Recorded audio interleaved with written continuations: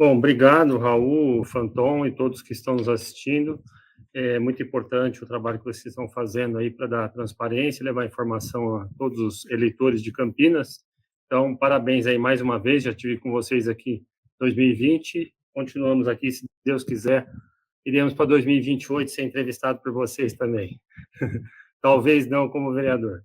Mas vamos lá, o vereador, as propostas de um vereador, basicamente a prerrogativa dele é fiscalizar o executivo e apresentar projetos legislativos. Eu tenho projetos dentro da área de planejamento urbano, que é a minha área, e tenho as cláusulas pétreas do Partido Novo, que é o combate à corrupção, à transparência, a diminuição de impostos, aumentar a eficiência da máquina pública, lutar pela liberdade econômica, pelo empreendedorismo, né? Todas essas são cláusulas pétreas dentro do Partido Novo. E tem as minhas aí que são relacionadas ao planejamento urbano. E outras que surgem por demanda dos eleitores, dos cidadãos que acompanham o nosso trabalho e muitas vezes trazem sugestões para a gente apresentar esses mais de 100 projetos aí. Então, mas, basicamente, 80% do trabalho do vereador ele precisa ser na área da fiscalização, e aí é importantíssimo que ele não tenha rabo preso com o sistema, com o governo, e esse é o mais difícil, porque, normalmente, dali dos 33 vereadores da Câmara, você tem aqueles 6 que são oposição por oposição, independente se os projetos do governo são bons ou não, e você tem o restante, que são os 27 que sobra, que são a base, na verdade, 26, que são a base do governo, que trabalham pró-governo, e tem eu ali, que não sou nenhum grupo nem outro, né? E por isso que essa independência é tão importante, que eu sim vou apoiar os bons projetos do governo, mas eu vou criticar e propor mudanças e melhorias nos projetos que eu não considerar que sejam tão bons, né? Então, basicamente é isso. 80% é trabalhar com fiscalização e propor melhorias na gestão pública. E nesses outros 20% aí eu vou tentar aprovar a maioria dos projetos meus que ficaram parados ali na Câmara, justamente por eles serem estruturantes, eles têm dificuldade de ser aprovadas, porque ele vai mexer com privilégios e na transparência da máquina. Basicamente é isso. Muito bem. Eu peço desculpas que eu deveria ter apresentado logo no início o colega Joaquim Carlos Fanton, que vai participar aqui da nossa conversa no papel de eleitor, que, aliás, ele é eleitor também, não é só fazendo as vezes... Embora eu não seja obrigado a votar, eu voto. Bom, pode começar, Fanton. Você quer... Pode fazer. Bom, a gente já se conhece, né, Paulo? De outros carnavais, né? E, então, eu acho que talvez eu conheça mais o que você faz, né?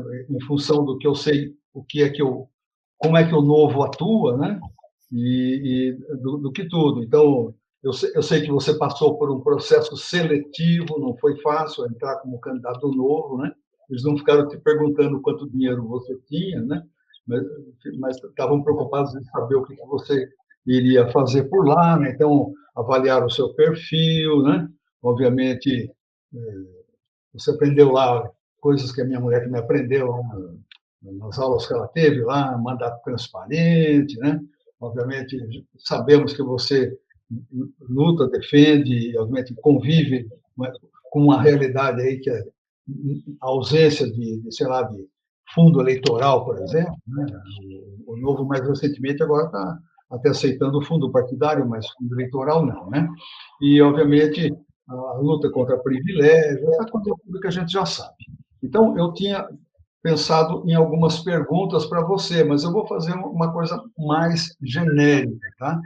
Então, depois, se você quiser, a gente pode até entrar em algum detalhe. Mas, basicamente, eu conversei com a Rocio e, obviamente, a gente decidiu que eu ia lhe colocar o seguinte, né? Atualmente, né? Nesses seus 4 anos de mandato, o que você acha que você foi bem sucedido? Naquilo que você realmente foi bem sucedido? Segundo, né, onde você encontrou mais dificuldade? E terceiro e último, né, como você pretende, espero que você seja eleito, obviamente, né, trabalhar para que os problemas que você não conseguiu resolver, né, você consiga resolver no segundo mandato. Tá? Eu acho que você tinha que ser candidato era ao prefeito, tá? Mas porque eu acho que vai mais com o seu perfil. Mas vamos trabalhar com você no legislativo, fiscalizando e trabalhando em leis, tá bom? Ok. Bom, você fez 3 perguntas, eu vou responder a primeira, depois você me lembra qual é as outras 2, né? Independente da questão do vereador ou prefeito, né? Eu tentei ser candidato a prefeito por 2 meses. Era para ter sido o nosso ex-deputado federal, Alexis Fontaine, a preferência era dele. Daí ele declinou, né, no final do ano passado, e a gente buscou um candidato para substituí-lo, né? Eu nunca pensei em ser essa pessoa. Fomos atrás de um candidato do Zé Afonso, e também não deu certo ali, teve até um pré-lançamento, mas depois não vingou a candidatura dele. Aí eu, no desespero aqui da gente ficar novamente uma eleição sem ter um candidato a prefeito, repetindo 2020 que a gente não teve, eu lancei meu nome, até com muita resistência do partido, que não queria de jeito nenhum que eu saísse para prefeito, porque eles iriam me perder na Câmara Municipal, e não existia um eventual substituto no cenário. Então, nós vamos perder você na Câmara, você vai perder a eleição porque é difícil competir com a máquina, e nós vamos perder você e a gente não quer que você saia. Eu forcei a barra, consegui ficar por 2 meses, e antes da convenção do partido, a gente iria fazer uma pesquisa para ver como é que estava o meu tamanho dentro do cenário aí. E aí eu fiquei ali na margem de 4%, né? 4% é muito pouco para a gente poder lutar contra essa máquina toda de dinheiro que existe aqui em Campinas. Precisaria, acho que na minha inocência aqui, avaliando uns 10% pelo menos. Então, assim, o desafio nosso do Partido Novo, do Paulo Gaspar, que por acaso aqui é o vereador hoje, é se tornar conhecido de mais de 80% da população que não sabe quem é o Paulo Gaspar, nem o Novo. Então, esse é o primeiro desafio.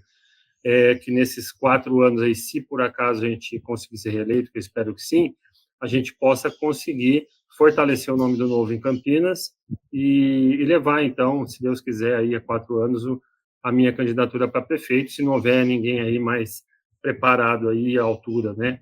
Enfim, essa é uma questão.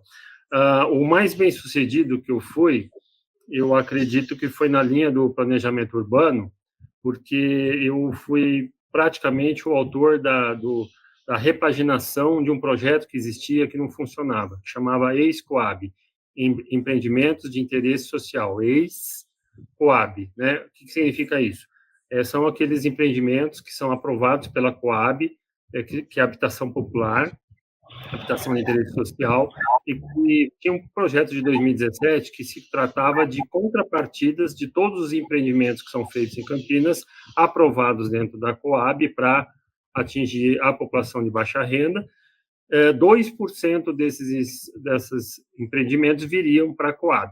Só que aquilo não funcionava direito, não rodava esse projeto, então a gente mexeu muito nesse projeto, com o apoio do Sinduscom, do Secov, em debate com a participação de vários arquitetos aí, e nós conseguimos dar uma repaginação, praticamente 90% do projeto a gente conseguiu deixar do jeito que a gente queria, 10%, como sempre, nunca é do jeito que a gente quer, então existe gargalos ali que precisam ser melhorados ainda, a gente tentou, mas não conseguiu, porque o lobby é forte, mas foi um projeto muito importante que hoje está gerando uma contrapartida de apartamentos, unidades de cada empreendimento que são gerados com essas aprovações e que vai servir para a fila da Coab. Então, esse foi um projeto muito importante que a gente fez. E também eu participei de mais de 22 comissões, eu fui presidente, acho que em umas 10 delas, criei uma frente parlamentar de legislação urbana, uma comissão de desburocratização, uma comissão de projetos e alvarás, todas no sentido da gente simplificar a legislação, rever a legislação urbanística de Campinas, que é um caos, literalmente, já preparando para a revisão do plano diretor, que nós vamos ter que debater nos próximos 4 anos aí, e então acho que o grande avanço foi nessa área aí. E eu propus muitos projetos nessa linha, como de locação social, moradia primeiro e muitos outros aqui que precisaria de horas e horas para explicar para vocês, mas acho que esse foi o principal avanço. E, lógico, a gente gostaria de ter avançado na transparência, que foram dezenas de projetos na linha da transparência, dezenas de projetos no combate da corrupção e fim de privilégios, mas esses realmente não andam, porque ali já não vai nem para plenário, né? Já mata no ninho nas comissões. As outras duas que você perguntou, eu não lembro. Eu perguntei aonde você teve mais dificuldade. Então já respondi, né? Que é no combate à corrupção. Por último, o que você pretende, né? Como é que você pretende enfrentar isso no segundo mandato, né? Tá. Bom, eu sozinho ali, né? Literalmente sozinho, para combater esse lobby dos vereadores, porque como todos têm rabo preso com o governo, a Câmara acaba virando um puxadinho da prefeitura e ali eles tratoram, literalmente, aprovando tudo o que quer e recusando o que não quer. Eu comprei verdadeiras guerras ali dentro desses 4 mandatos, até receio ali de ser caçado por qualquer coisa que eles inventassem, porque o próprio Deltan Dallagnol, a gente viu o que aconteceu, mas eu fui presidente de uma CPI e propus mais 2 outras, né?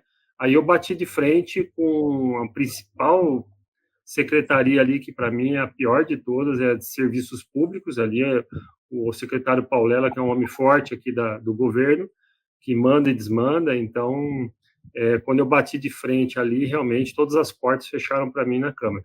Então, eu vou continuar lutando para aprovar esses projetos, eu vou continuar criticando tudo que eu acho que deve ser criticado, e, claro, eu não sou oposição por oposição, pelo contrário, antes de propor CPI, abrir comissões, eu sempre já tentei dialogar muito com o governo, mas realmente ali só se enrola e não existe intenção de melhorar nada, né? O sistema é feito para dar errado mesmo, de propósito, porque aí você cria dificuldade para vender facilidade e você se perpetua no poder. Então, basicamente é isso, a gente tem um trabalho de formiguinha, de longo prazo, para ser feito não só aqui em Campinas, mas no Brasil inteiro, e para isso a gente precisa aumentar o número de parlamentares, seja do Novo, ou seja de parlamentares que vão se alinhando com os nossos ideais, para que, ao passar do tempo, a gente vá conseguindo ir diminuindo o poder dessa máquina e a gente renovando a nossa política como a gente pretende. Tá bom. Agora eu gostaria de fazer uma pergunta, Fanton. Pode. Conversou antes aqui da entrevista. Nós dois, ele e eu, nós trabalhamos numa empresa no Paraná chamada Telepar, em Curitiba, nos anos 70. E tivemos a oportunidade de acompanhar os trabalhos resultantes do planejamento urbano capitaneado pelo Jaime Lerner. O Jaime Lerner era professor na Faculdade de Engenharia lá em Curitiba. E ele foi designado como... A ideia veio dele e foi criado um Instituto de Planejamento e Pesquisas Urbanas de Curitiba, IPUC. Na época, tinha entre 600 e 700 mil habitantes, menor do que Campinas hoje. É a população que Campinas tinha quando eu vim para cá há 40 anos. Então, esse trabalho foi a base para tudo o que aconteceu depois em Curitiba. Não apenas na gestão, o Jaime Lerner ele foi designado, foi ainda regime militar, foi designado prefeito de Curitiba e teve a felicidade de poder implantar o plano que ele comandou. E outros prefeitos que sucederam a ele, inclusive um deles que foi 2 vezes prefeito e é colega nosso no Grito, Cássio Taniguchi, ele foi um dos que executou parte do planejamento urbano. E era um planejamento extremamente coerente, não era só para delimitar a altura de prédio ou definir quais seriam as vias principais, foi uma coisa que revolucionou a cidade. A tal ponto... Definiram a cidade por 50 anos. Num evento na Espanha, esse ano ainda, sendo a cidade mais inteligente do mundo em função das facilidades tecnológicas a serviço da população. Agora vem a pergunta: por que Campinas não tem algo semelhante? Raul, essa pauta do Instituto de Planejamento também vem aqui há décadas, aqui, mais de 30 anos que os arquitetos cobram em Campinas. Lá em Curitiba, há mais de 60 anos foi criado esse planejamento, a gente já viu que é modelo, exemplo no mundo inteiro, não só de Brasil. Maringá é uma outra cidade que nasceu planejada, e para inveja nossa, não tem só o Instituto de Planejamento de Maringá, mas eles também têm o CODEM, que é um outro conselho de desenvolvimento que trabalha junto com o Instituto de Planejamento. Então, assim, são duas estruturas, uma do governo e outra da sociedade civil organizada, que trabalham em sintonia. Então, é o sonho de consumo de toda cidade. A Maringá superou Curitiba nesse aspecto de unir a sociedade civil com o governo, né? Enquanto Curitiba, o que predominou foi o órgão do governo em si. Mas, para ambos funcionarem, né, principalmente o modelo de governo, precisa, sim, de um prefeito, que é o executivo, né, o carro-chefe. Nenhum dos dois modelos anda sem o executivo estar apoiando, né? E o problema de Campinas, como no Brasil inteiro, e aqui é um pouco pior, é o modelo político, né? O modelo político eleitoral que acontece em todas as cidades, ele já condena o planejamento urbano na raiz do problema, porque quando você vê uma eleição como nós estamos tendo aqui, você tem 3 candidatos, com exceção do Partido Novo, que está sozinho, você tem 3 coligações, né? E federações dentro dessas coligações. Então, o primeiro colocado lá tem 12 partidos na base, o segundo tem 6, o terceiro tem 5, e nós estamos em quarto lá com nenhuma coligação. O que isso significa? Significa que quanto mais partidos na coligação, mais vai existir loteamento da máquina pública, da administração pública, e intervencionismo político, onde deveria ser uma gestão técnica. Então, aí já condena de cara os próximos 4 anos desse governo que vão entrar, porque se entrar qualquer um desses 3, vai ser mais do mesmo. E se for o primeiro que está aí colocado, já é uma continuidade de 12 anos, porque é o mesmo grupo político que está aí há 12, se ganhar mais 4, vai ser 16. Ou seja, nada vai mudar, e eles enganam a população com maquiagens, né? Então, faz uma reforminha aqui, enterra um fiozinho ali e tal. Isso eles falam que é planejamento urbano.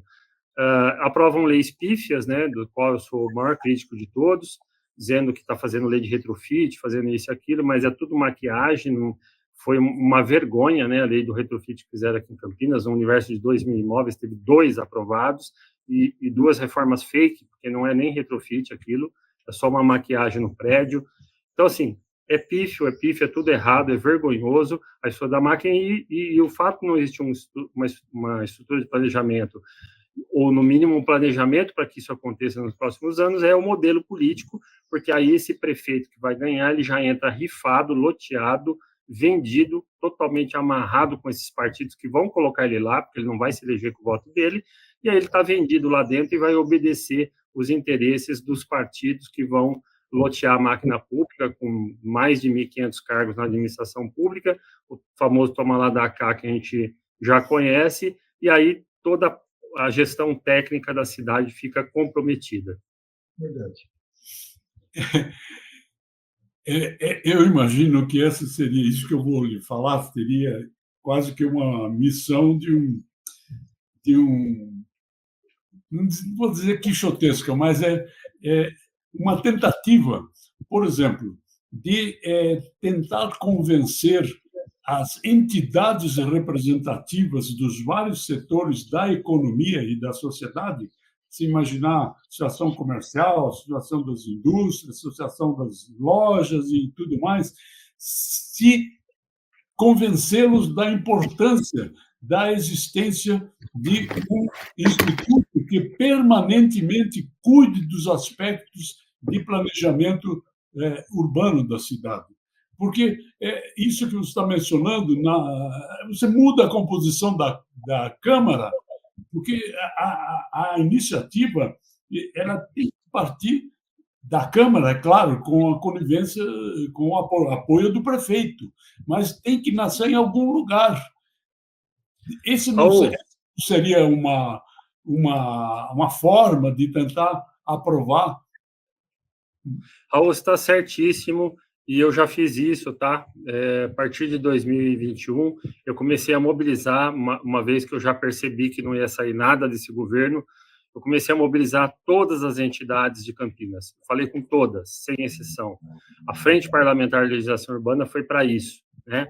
Então, você pode falar o nome de qualquer entidade aí, de umas que você já citou aí, que são um puxadinho da prefeitura e de partidos políticos, desde as entidades menos isentas, que aparentemente são não ligadas à prefeitura, mas não existe. Todas ali têm o seu rabo preso com o governo de uma forma mais direta ou menos indireta, e aqueles que não é tão direta assim têm receio de fazer qualquer coisa que venha criar animosidade com o prefeito ou com a prefeitura ou com a administração.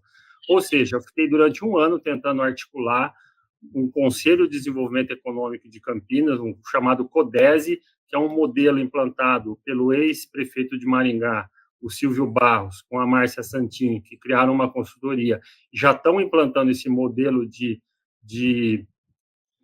uma associação entre essas entidades em várias cidades do Brasil, que está tendo, por exemplo, Goiânia, Belo Horizonte, muitas outras aí, acho que até Bauru aqui pertinho já tem, e Campinas, para vergonha nossa, não tem empresários à altura para a nobreza de querer assumir um compromisso desse, por medo, por receio, ou porque já está totalmente amarrado e preso ao sistema aqui, como funciona em Campinas. Então, vamos partir do ponto que a gente pensa, todo mundo sabe, nós sabemos que o pobre vende voto, né? O famoso voto de cabresto, ele existe de forma generalizada em todo o Brasil, e aqui em Campinas não é diferente. A gente sabe que a periferia, todos os prefeitos aí, esse aqui não é exceção, atuam fortemente nas periferias, porque ali se vende voto descaradamente. Eu recebo aqui dezenas todo dia de pedidos de vender voto, né? Imagina lá na periferia, onde o pessoal não tem o que comer. Então, isso é uma realidade. Agora, você fala assim, é só o pequeno? Não, o grande também. Você vai do médio, pequeno, grande empresário, todos eles comem na mão do prefeito, da prefeitura, depende dos favores, dos privilégios, para manter ali os seus favores diários, para furar a fila de aprovação, para conseguir benefícios, para conseguir isenções, enfim. Então, desde o grande até o pequeno, todos vendem de forma direta ou indiretamente o seu apoio a esse sistema nefasto que perpetua desde que o Cabral encostou a caravela aqui. Então, é uma questão de cultura. Então, já tentamos essa estrutura que você citou, mas por questões culturais do Brasil, e aqui em Campinas não é diferente, é um pouco pior do que parece que no resto do Brasil, nós não conseguimos quebrar essas barreiras feudais que ainda existem aqui, e o nosso intuito de criar essa associação das entidades em Campinas foi por água abaixo, porque o medo e os privilégios imperam aqui em Campinas. Olha, eu imagino a luta que você vai ter aí pela frente, mas a vida é assim mesmo, né? Você tem que perseverar, né? Até que se consiga colocar uma semente no solo fértil e ela se transforma em árvore. Você já tentou... Se você me permite concluir, a solução Paulo, você já tentou a Associação de Engenheiros e Arquitetos de Campinas? Todas. Não tem uma que a gente não...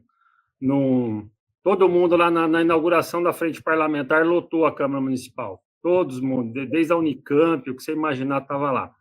Aí, com o tempo, vai esvaziando, porque aí começa o boicote nos bastidores, a administração começa a bater em cima, fala, isso aqui não vai terminar bem, porque vai bater de frente com os interesses da administração, e aí os atores vão se retirando um a um do cenário, daqui a pouco você está vendo tudo esvaziado e você não tem mais apoio de ninguém, porque está todo mundo com medo e sendo achacado ou coagido dentro dessa intenção de você criar um ecossistema bom para a cidade. Ninguém quer criar um ecossistema bom para a cidade, para todo mundo ganhar no atacado. Não, todo mundo quer continuar ganhando no varejo, olhando para o seu próprio umbigo e defendendo seus privilégios que já conquistaram. Ninguém tem esse interesse público maior, todo mundo tem, infelizmente, essa é a realidade. Mas a solução é fácil, né? O que a gente precisa? A gente precisa de entrar um prefeito aqui em Campinas. Quando a gente fala de Estado, é um governador, quando a gente fala de Brasil, é um presidente. A gente precisa de um líder, um chefe do executivo que entre sem estar com o rabo preso em partidos. Basicamente é isso. Como é que a gente vai conseguir isso? É impossível? Não. A gente já tem um governador Zema lá que já mostrou que dá para acontecer assim. O Partido Novo tem 2 prefeitos, um de Joinville e um de Patos de Minas, que fizeram isso e vão ser reeleitos agora em primeiro turno, com 80%, 90% de aprovação. O Zema já fez isso 2 vezes, é um dos nomes mais... Então, assim, é possível. Mas são só 3, ok. Ainda são só 3. Mas, se Deus quiser, aos poucos, ao longo das décadas aí, a gente vai tornando de 3 para 10, de 10 para 20, de 20 para 30, até que um dia, quem sabe, depois de muitas gerações aí, a gente consiga ter uma classe política que isso seja o normal, né? Olha, perseverança e resiliência. O próprio PT deu exemplo. O PT começou lá com as greves no ABC na década de 80, que levaram mais de 40 anos para chegar ao poder. Pô. Então, não tem outro jeito. E é assim mesmo. O Novo conseguiu, eu acho que um fato extraordinário, em Minas, né, elegeu o Zema. Pô. Apesar que o Zema é uma figura fora de série. O Zema é o mineiro. É aquele indivíduo que vai na tua casa e, em primeiro lugar, que ele vai na cozinha para tomar um cafezinho com pão de queijo. Então, realmente uma figura fora do baralho, né? Mas, olha, chegamos aqui ao fim da nossa entrevista. Por favor, suas palavras finais. Bom, quero agradecer novamente, né? E toda essa conversa franca aqui não é para desanimar ninguém, é uma conversa para mostrar realmente a radiografia dos bastidores da política, e esse é o cenário político, e que a gente precisa de uma mudança cultural para a gente vencer isso. Nenhuma mudança vai vir de cima para baixo, ela vai ter que acontecer de baixo para cima. O que vier de cima para baixo, ela não é sustentável. Você pode botar um líder carismático lá, um Bolsonaro, um Lula, ou qualquer um, agora estão falando de Pablo Marçal, de vez em quando surgem esses mitos aí, né? Mas não dura nada, né? Não tem sustentabilidade nenhuma, até porque eles não representam ninguém, representam os interesses próprios. Mas se a gente tivesse um líder legítimo que chegasse, põe um Zema lá, que entra, tal, e ele sozinho também não vai adiantar, se a gente não tiver uma mudança cultural a nível de Brasil. Então, a gente precisa mudar a cabeça da população, do eleitor, e, principalmente, fazer com que os eleitores se interessem pela eleição municipal, que é a base de tudo, né?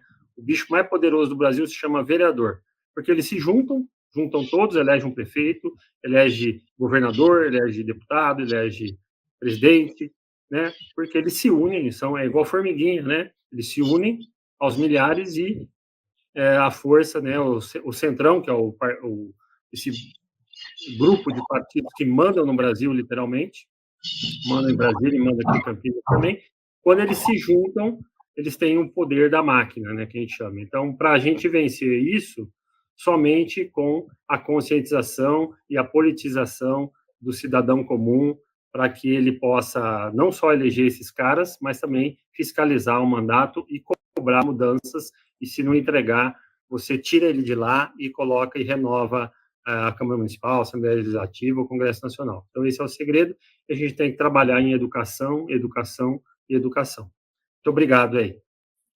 Nós é que agradecemos a tua participação e fazemos votos que você seja, mais uma vez, bem-sucedido.